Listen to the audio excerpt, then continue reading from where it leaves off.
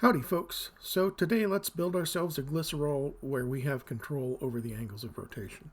So I've just opened up Blender and I'm going to go to recent files and I have a file called 3D green flag. Green flag meaning because that's where I'm going to start.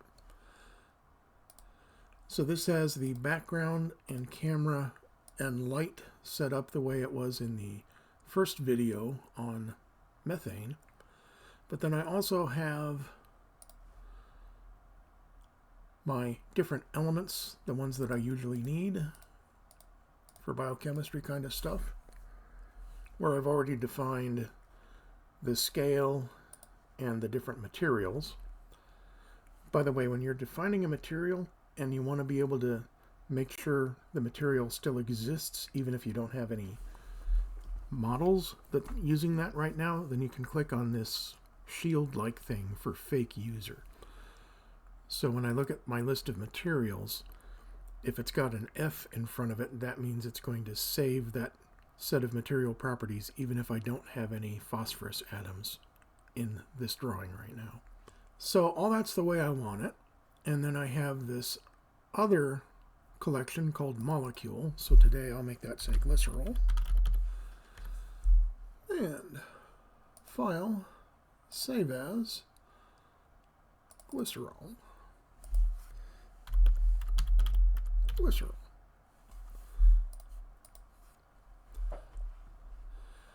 Now, one of the advantages of having these elements already here is that when I duplicate them and it increments and I drag that down to glycerol and then I duplicate it again and then I duplicate it again. So there are my 3 carbon atoms for glycerol, and now they're indexed as 1, 2, and 3. And so that makes it a little easier.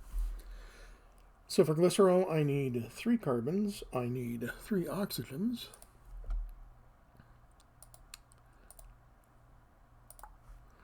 I'm going to drag that down to this collection. Duplicate. Duplicate. And I'm going to need, let's see, 3, 4, 5, I need 8 hydrogens.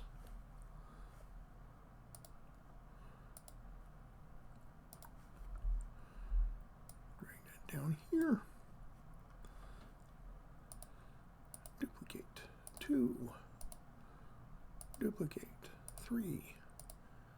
Duplicate 4. Duplicate 5.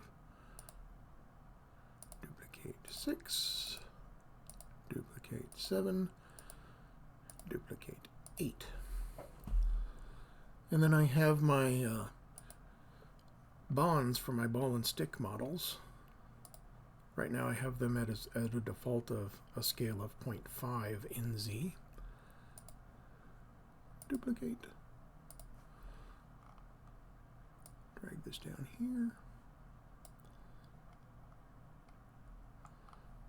And now I'm done with that, so I'll close it. Well, not close it, I'll collapse it on the scene collection list. Duplicate.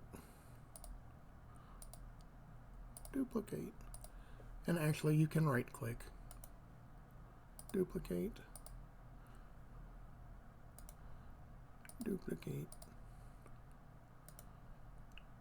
Duplicate. Duplicate. Duplicate. I don't know how many bonds I'll need. I'll just make more as I go.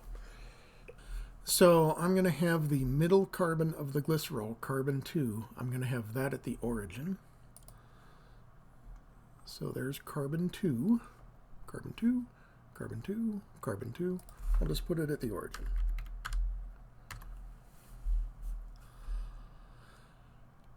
Now the trick for having the bonds where I can control the rotation is I'm going to build each functional group on the Z-axis.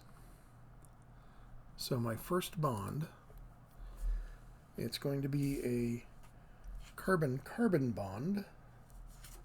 So I'm going to have a bond length of 1.54 angstroms. So I'm going to move my bond to 0. let's see, minus 0.77, 0.77.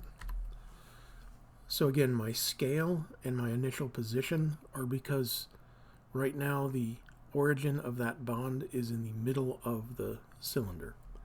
Object, set origin to 3D cursor.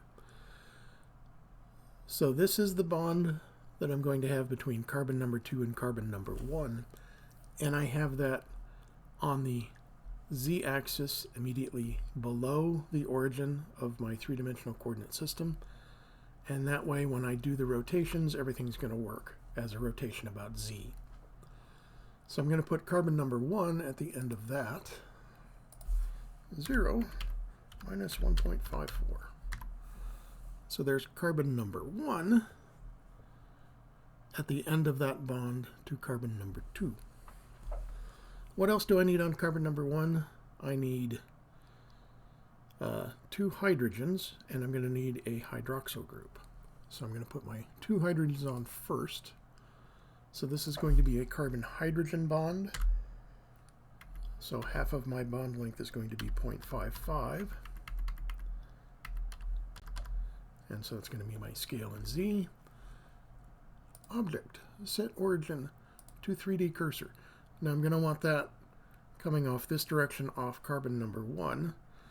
So notice when I set the origin to the 3D cursor, well, now all of the transform values for that bond are at 0. Minus 1.54 in Z. Okay, now the origin of that bond is at the center of carbon number 1. And then I'm going to rotate that by, I want to go counterclockwise. Nope, I need a minus 109.4712. And I'm going to have my 2 carbons there, so I'm going to rotate about Z by 60. And then my next bond, 0, 0.55, 0.55, object, set origin, 3D cursor, minus 1.54, minus 109.4712, minus 60. So there are the bonds for the 2 hydrogens that are going to go on carbon number 1.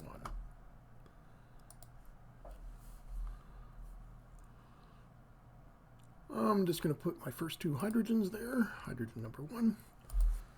So 0, 1.1. So now this is 1 carbon-hydrogen bond length above the 3D cursor. Object, set origin, 3D cursor. It zeroed everything out. Minus 1.54. Now the center, the origin for the hydrogen is in the middle of carbon number 1. So I can do the same bond angles. Minus 109.4712, 60. Same thing with my next hydrogen. 0, 1.1. Object, set origin, 3D cursor. I'm going to go down my 1.54, 109.4712, minus 60. Except it was minus 109.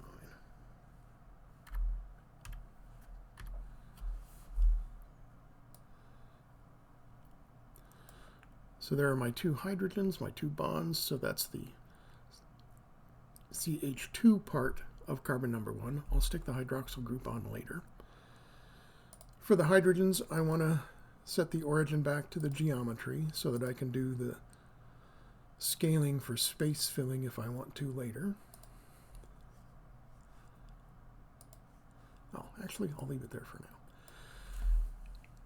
Now, if you ever have a moment of doubt about did I get these angles right,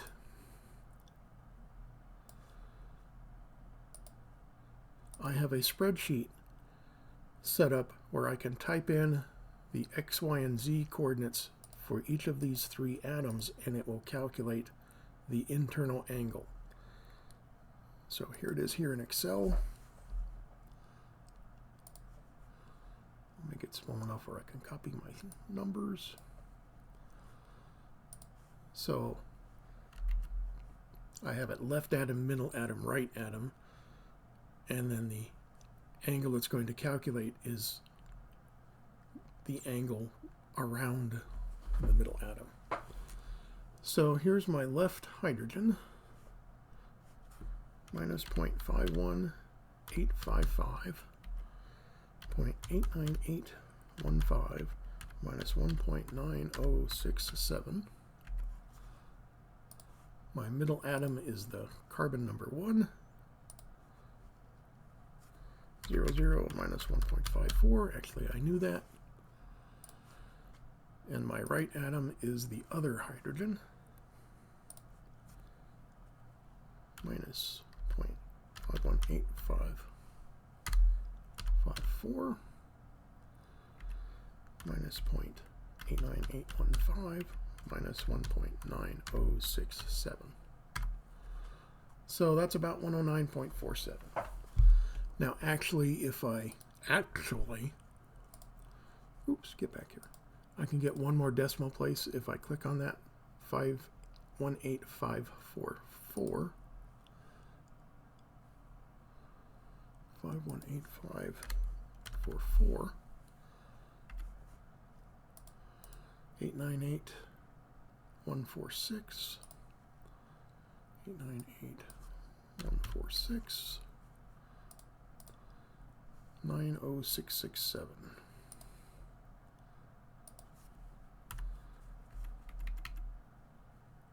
So these are going to be the same. 518544.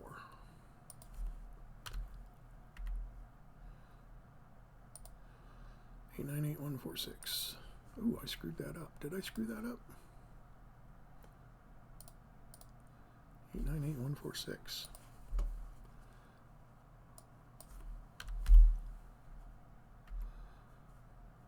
667. So now with one more decimal place, I get more accuracy in my bond angle. Yeah, okay. Who cares about that? Well, I do. Hang on, I forgot to slow down so you can see the formulas. So the left atom, middle atom, right atom, I'm just typing in the values. Left to middle, okay, it's just Pythagoras, square root of x1 minus x2, y1 minus y2, z1 minus z2. So the sum of the squares, square root. Okay, so the distances, it's just Pythagoras. For the bond angle, it's so a squared plus b squared minus c squared divided by 2ab, and then it's the arc cosine of that. And then we convert it to degrees because Excel wants to do everything in radians by default. So there are the formulas. That one, that one, that one, and that one. So if you want to make your own spreadsheet, there are the formulas. Okay, I apologize that I forgot to do that the first time, but they're there now.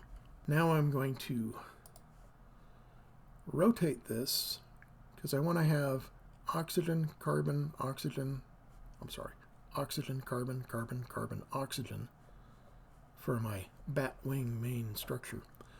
So I'm going to make this apparent around that bond. The who, the what now? Okay. So there's a hydrogen, shift click, there's a hydrogen, shift click, the two bonds, the carbon, and the last thing I shift click on is the bond I want to be able to rotate around. Object, parent, object. So now there's my parent with 5 things that belong to it. 2 bonds, a carbon, and 2 hydrogens.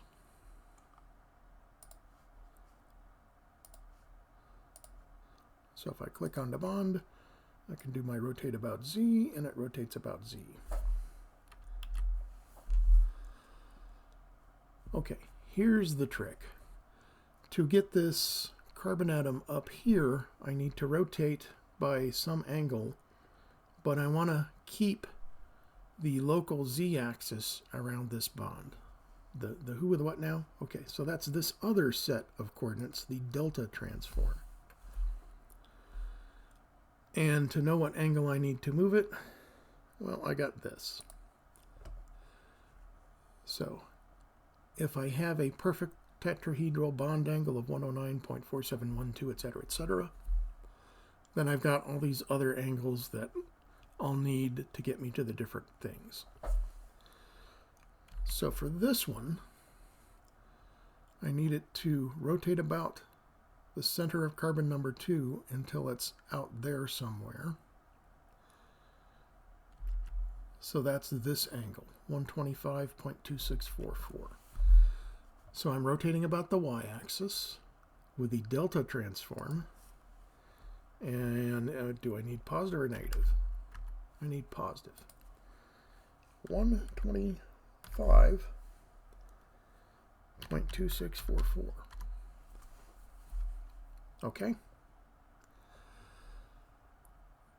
The thing is, if I do that rotation in the delta transform for rotation of y, now when I click on that bond and I rotate about z in regular transform, it's the x, y, and z for that parent grouping has followed the local z-axis that's rotating in the delta transform. I don't know if that made sense with the words I just said out loud, but if I did it differently, if I put this as a 0, but I do this as the 125.2644, now if I tried to rotate about z here, it's actually rotating about the actual z-axis. That's not what I want. I want it to rotate about that bond. So undo, undo, undo. So with that 125.2644 and rotate about z in the delta transform, I'm sorry, rotate about y in the delta transform. Now the rotate about z in the regular transform is just rotating around that bond. So this lets me define a local coordinate system for this bond, or for that functional group. Let's do the same thing for the carbon number 3. So 0, going to be a carbon-carbon bond, minus 0.77. So I did a minus 0.77 for the location because I want it below carbon number 2. Object, set origin, 3D cursor. Carbon number 3, 0, 0, minus 1.54. Need another bond. It's going to be another carbon-hydrogen bond.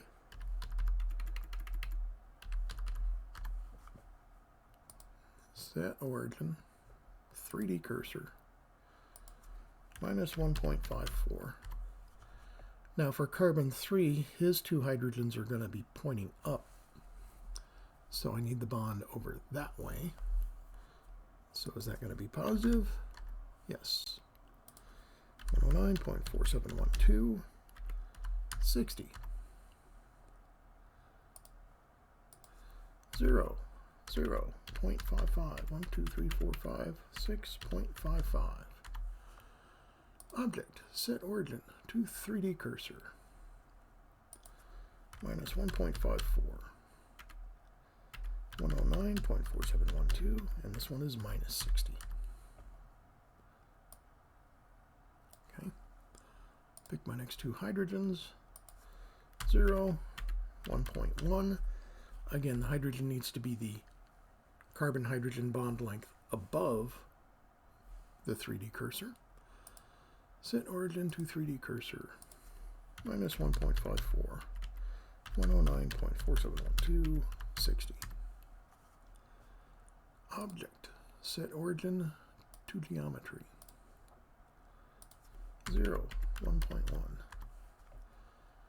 Object, set origin to 3D cursor, minus 1.54, 109.4712, minus 60. Object, set origin to geometry, So this is going to be the next parent I'm going to make.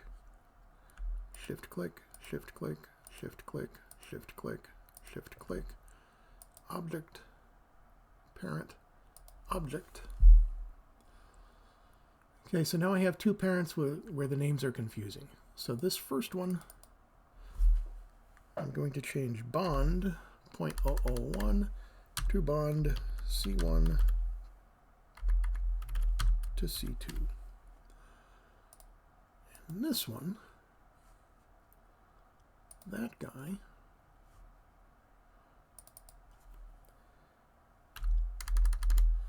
bond C2 to C3.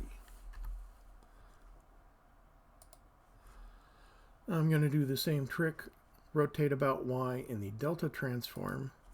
This time it's minus 125.2644.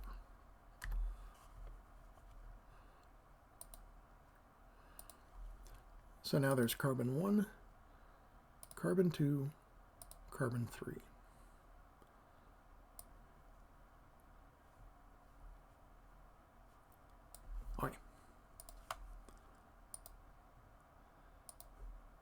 And I can rotate about the z-axis there.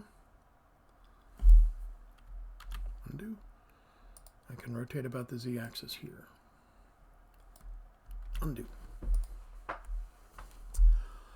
I'm going to build the I'm going to build the hydroxyl group that goes on carbon number 1.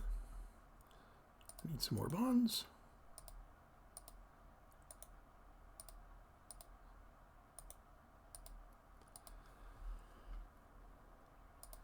So this is going to be a carbon-oxygen bond. Minus 0.715. Again, if you have real data, you can use your real data for bond lengths and so forth. I'm just using a generic 1.43 angstroms for a carbon-oxygen single bond. Object, set origin to 3D cursor. I want oxygen number 1 to go at the end of this guy. 0 minus 1.43. I need 1 hydrogen to go on that. This is going to be a carbon, no, this is going to be an oxygen hydrogen bond. So bond length of 0.96 angstroms, 0.48 is half of that. 0.48. Object. Set origin. 3D cursor. Minus 1.43. Now the origin's in the middle of the oxygen. And I can never remember which direction is positive and negative for rotation, so I try a 10, and if that's not the angle I want, then I know it's the other way. 109.4712.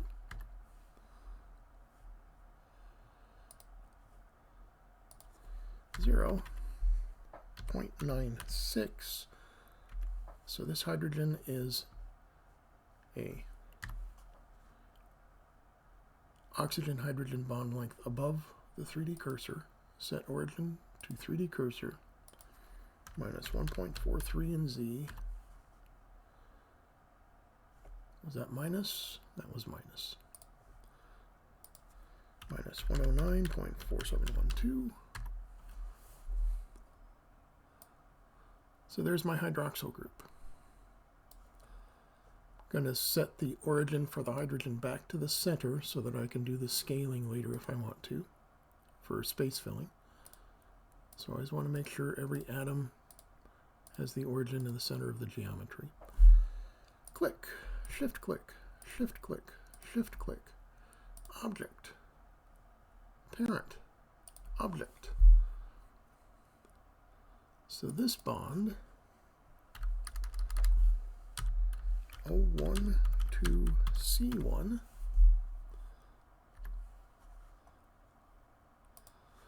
so now I need to move this guy so his origin is in the middle of carbon number 1 and then another rotation.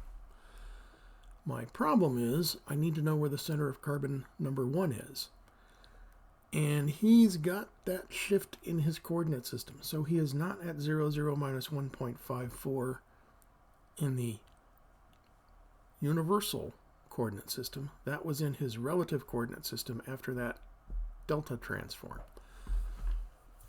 So I need me a ghost hydrogen, or a ghost carbon rather, that I can move to that same position where I can see what the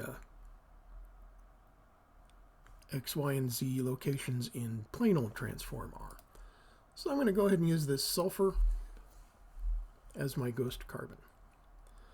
So I need to do everything I did for the first carbon. 0 minus 1.54. Okay, so he's down there. Set origin to 3D cursor.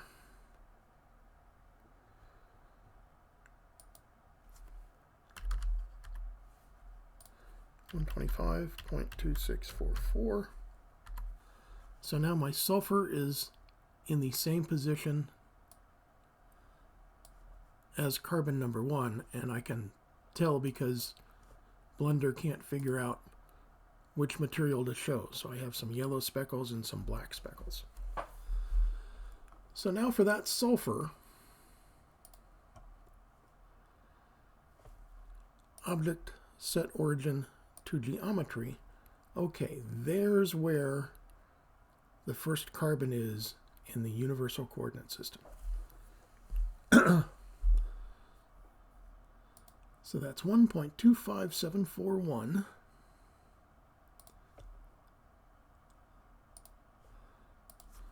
minus 1.25741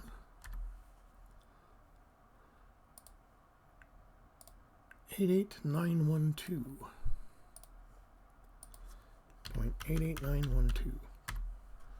Okay, now I have the origin of my hydroxyl group centered in the middle of carbon number 1. So I can get that sulfur out of my way. Now I'm going to do my rotate about Y in the delta transform trick.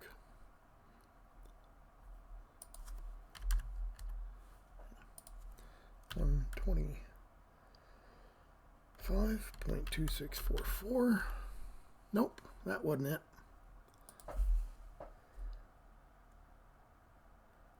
So that must be the 54.7356. That looks right.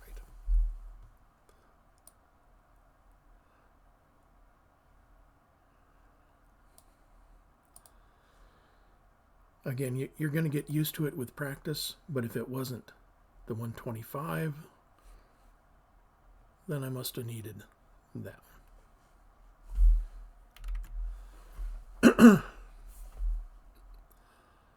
So there's oxygen number 1, carbon number 1, carbon 2, carbon 3.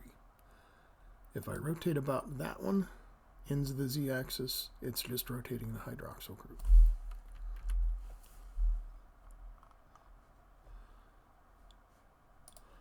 Going to build the hydroxyl group for carbon number 3.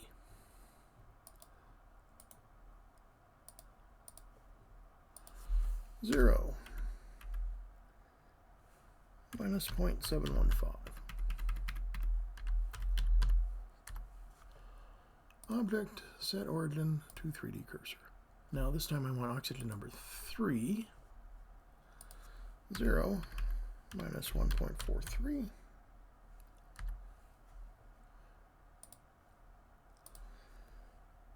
Oxygen hydrogen is 0.48.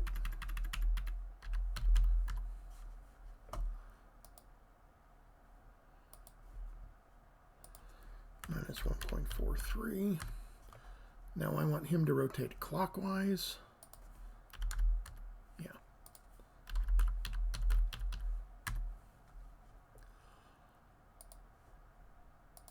Zero. 0.96. Object set origin to 3D cursor.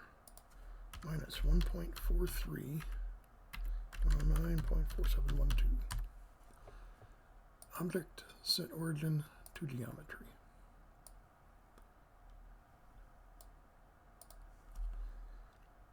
Shift click, shift click, shift click.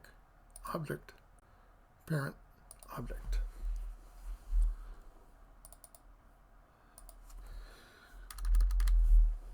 C3203.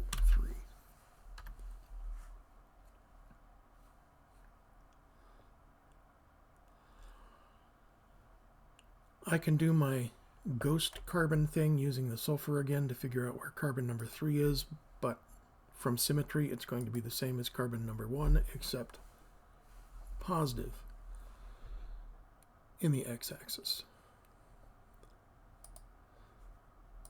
1.25741. 1.25741. 88912. 912. I want to go counterclockwise. Minus 54.7356. Rotate about Z. I'm almost done. Well, not almost done. I'm getting there. I'm going to need one more bond. So now I just need to finish carbon number 2. He needs a hydrogen and he needs his hydroxyl group. I'll do the hydrogen first. It's easy. 0. Carbon hydrogen bond minus, oh, sorry, 0.55, 3, 4, 5, 6, 0.55. Object, set origin to 3D cursor.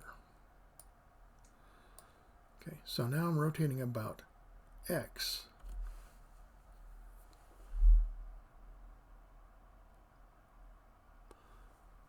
Okay, let's see. So that's going to be the 180 minus half of a tetrahedral bond. 180 minus half of a tetrahedral bond. So that's the 125 again.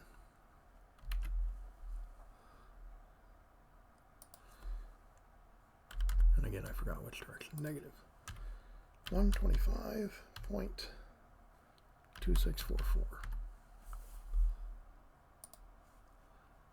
I think that's right.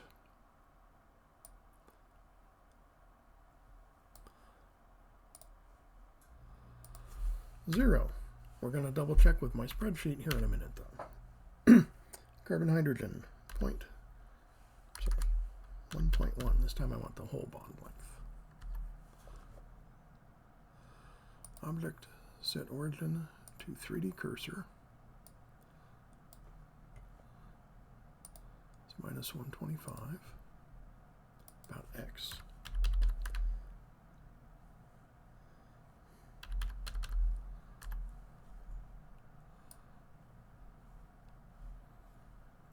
Okay. Set origin to geometry. For my hydroxyl group, it's going to be just like the others. 0 minus 0.715. Object, set origin to 3D cursor. 0 minus 1.43. So now there's oxygen 2 at the end of that. Here's my last bond. It's going to be an oxygen-hydrogen bond. 0.48. With practice, you get used to when do I need to type in the bond length, when do I need to type in half the bond length. It just takes practice. Origin to 3D cursor. Minus 1.43.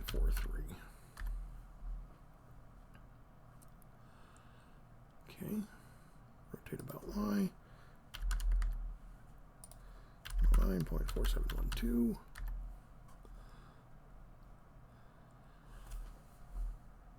Yeah, actually, I want him to go out that way. So I'll also do a rotate about Z of 90. Nope, minus 90.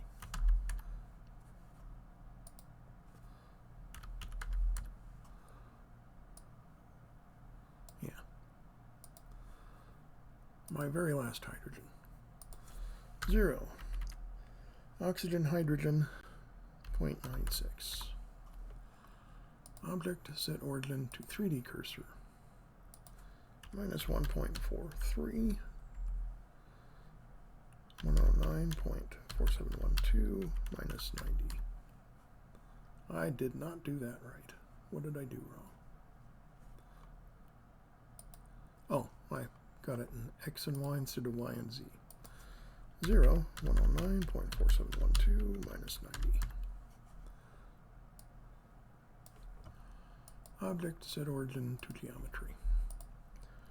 Click, shift click, shift click, shift click, object, parent, object,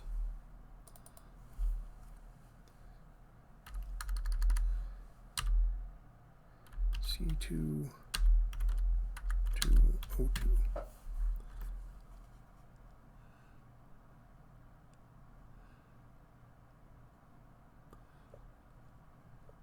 Okay. So if that was, oh, that was from up there. So he needs to go clockwise around the x-axis by the 54, the half of tetrahedral. So it's clockwise 10, it's a negative. Negative 54.7356. Okay. Oh, except I need that rotation in the delta transform. Minus 54.7356. So that I can do my rotate about Z.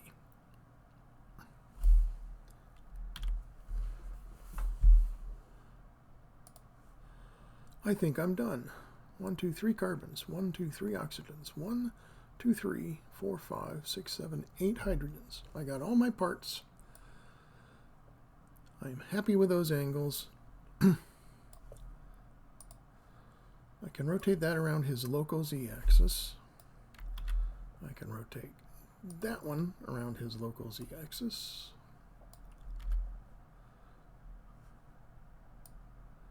I can rotate that one around his local z-axis. But now if I try to do this bond, oh, it's just doing the CH2. It's not taking the hydroxyl group with it. Well, I can fix that. Click on that, shift, click, object, parent, object. You can do the same thing here. Object, parent, object. So now I can rotate that guy, and he's taking the hydroxyl with him. But I can just rotate that guy by himself.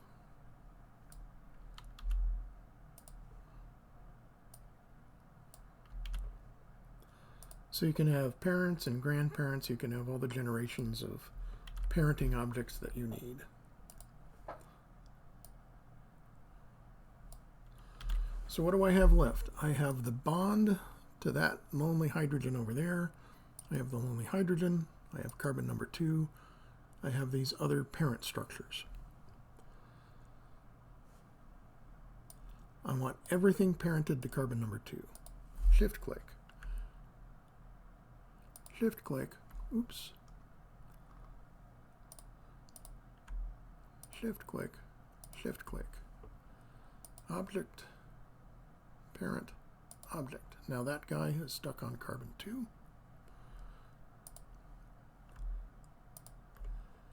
Object. Parent. Object. Object. Parent. Object. Object. Parent. Object. So now the only thing I have left in the scene collection under glycerol is carbon number 2. But if I click on the down arrow, oh, I've got a bond and I've got a hydrogen and I've got these 3 other parents. If I click on that, I've got a bond and a bond and a hydrogen and a hydrogen and a carbon and another parent. So we can parent, grandchild, great-grandchild, great-uncle, second cousin twice removed. We can do all the relationships we need. So now the carbon number 2 should be the parent for everything.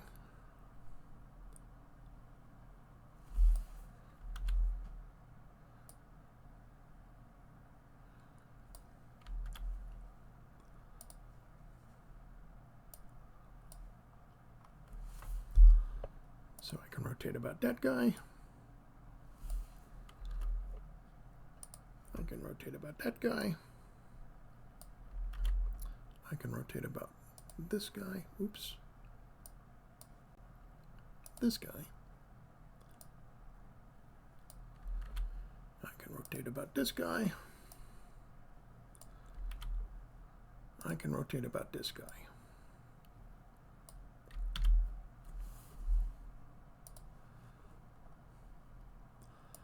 I'm done with glycerol. Now, do I want to eliminate those guys that were just my parts? I don't have to. I can leave them there. If I click on the eye, well, first of all, if I click on the eye for each one, it makes the individual object invisible. Or I can click on the eye for the collection, and it makes them all invisible.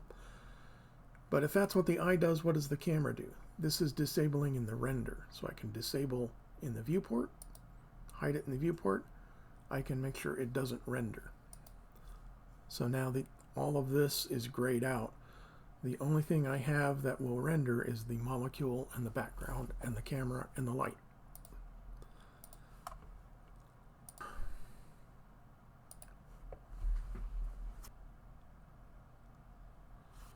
Okay, let's animate something. So I have carbon 2 clicked.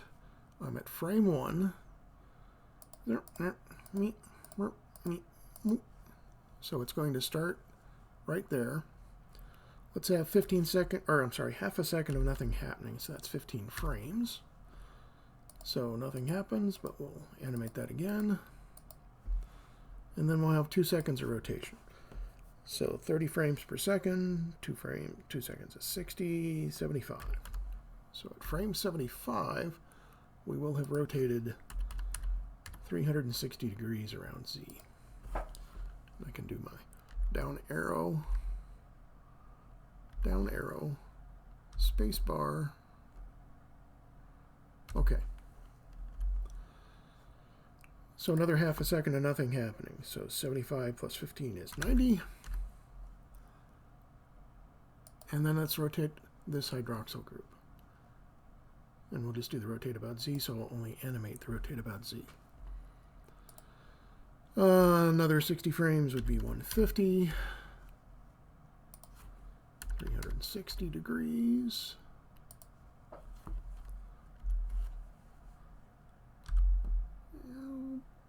Okay. Half a second of nothing, 165. And then we'll rotate this guy. 165 and 2 seconds, 225. 60.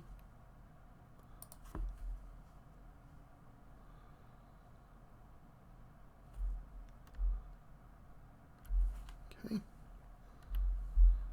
And then half a second of nothing.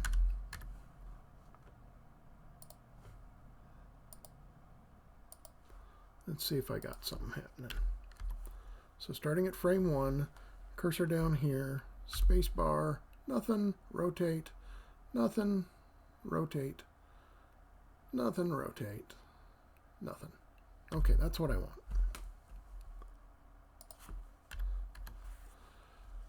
So I'm going to render it just like we did yesterday. So here's that video.